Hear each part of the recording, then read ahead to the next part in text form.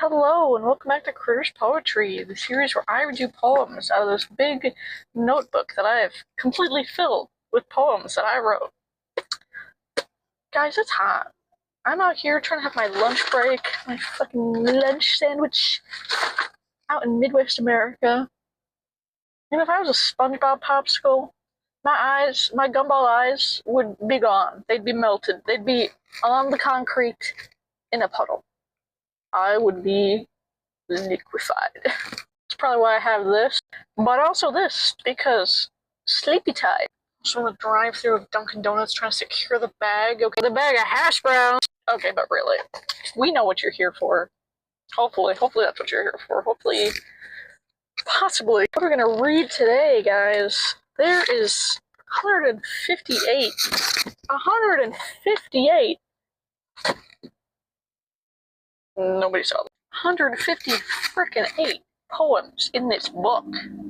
That's crazy. If you think that's crazy, you should check out my book. You know, I don't know if I ever gave you guys a close-up of this.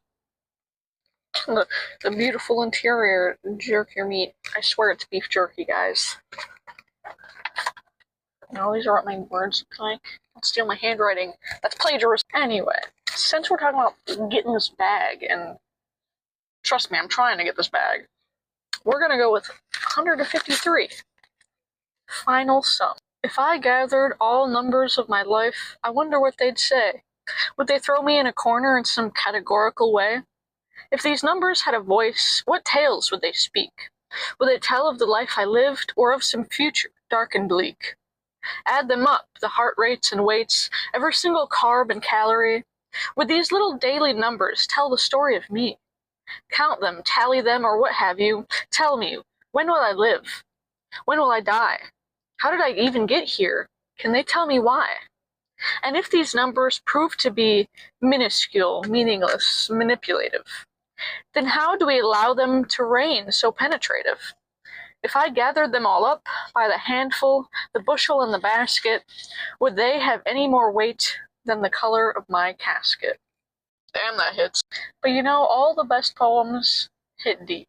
So one of my most common topics in my poetry is the human condition, which is just a big fancy umbrella term for being alive and what it feels like to be alive.